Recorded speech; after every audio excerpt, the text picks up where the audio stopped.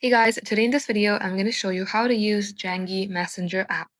So for that, make sure that you have downloaded Zangi first. Head over to Play Store and type in Zangi Messenger.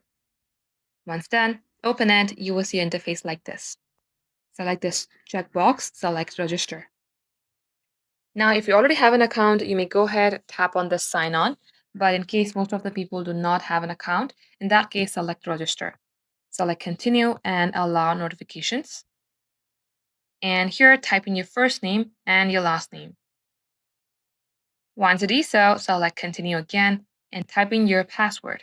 And at the next page, you will see that this is my Zangi private number. Let's go ahead and tap continue. If you would like to invite friends to connect, select this button.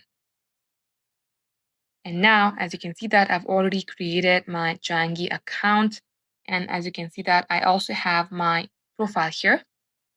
Now you can go ahead and go about using this.